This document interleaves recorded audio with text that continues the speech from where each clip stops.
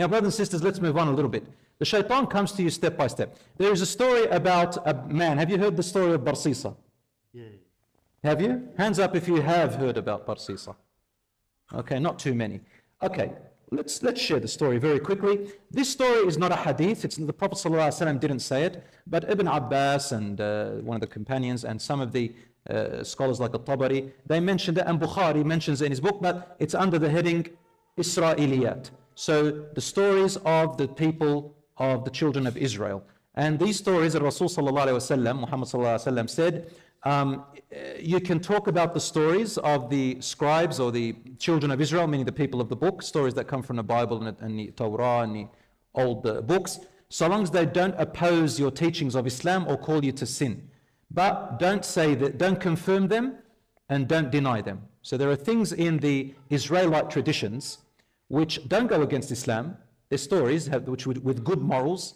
But the Prophet ﷺ said, you can't confirm them or deny them. We're not sure if they really happened. But this particular story about Barsisa is mentioned because the meaning agrees with Islam. So the story goes like this, that there was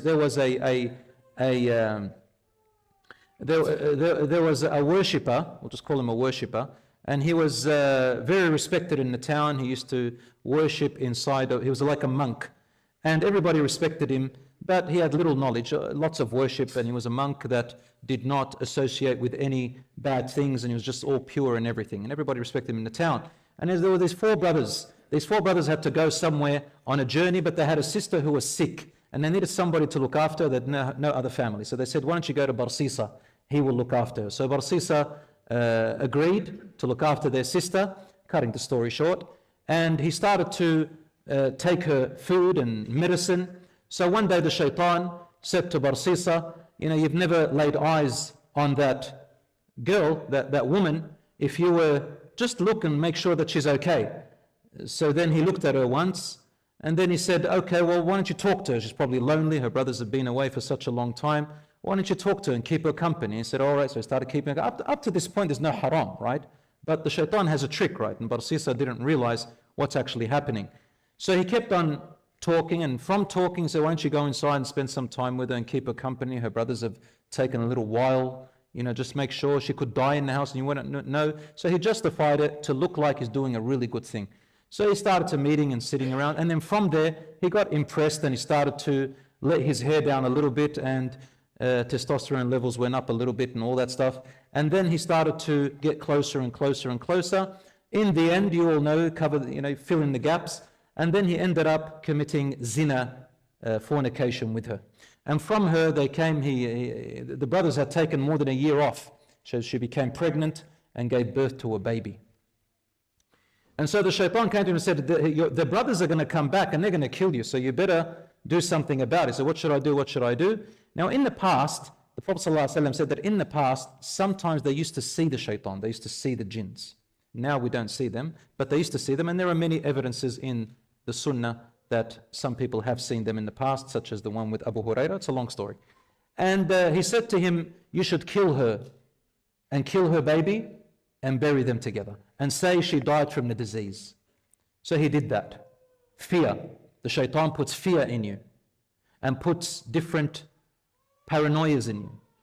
So he did that. When the brothers came along, they asked, and he said she died because she was sick. And what happened is that all four of them, the shaitan came in their dreams and told them, this Barsisa guy is lying to you. He went and he did this and he did that, and he buried her at such a place. And you can see a little bit of her cloth around, just sticking outside the grave. That's what the shaitan said. So one of them woke up and he says, this is what I saw, a weird dream. And the other three, they said, you're right, we saw the same dream. Let's go and check. And truly they found their sister buried with her baby. So they went to Barsisa and took him to the authorities, and they sentenced him to death. So when they came to kill him, the shaitan came up to him and he goes, look at you, a righteous man, you've done all this stuff.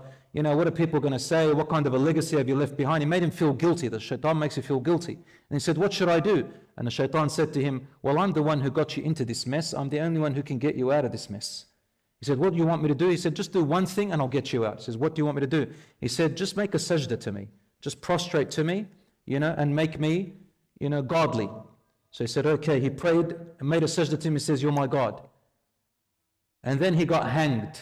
And the shaitan immediately said, oh, this is exactly what I wanted to do. I wanted you to become a disbeliever into hellfire forever. Inni bari'um mink. Inni akhafu Allah rabbal alameen. I am innocent from you. I fear Allah, the Lord of mankind. And this ayah is actually in the Quran. كَمَثَلِ الشَّيْطَانِ إِذْ قَالَ لِلْإِنسَانِ اكْفُرْ فَلَمَّا كَفَرَ قَالَ إِنِّي بَرِيءٌ مِّمَّا تُشْرِكُونَ. Allah says, just like the shaitan, when he said to the human being, disbelieve. And when the human being disbelieved, the shaitan took a step away and said, I am innocent of what you chose to do. I fear Allah. I am not one of those who do what you do. And this is actually the khutbah of Iblis when the people are driven to Jahannam, to hellfire. It's in the Quran, the khutbah of Iblis. And he gives a khutbah to all the people of hellfire before they go in, and he says to them, it's a long verse in the Quran. He says, hey, listen everybody, I know what you're thinking. You're going to blame me. How about we agree? You do you, and I'll do me.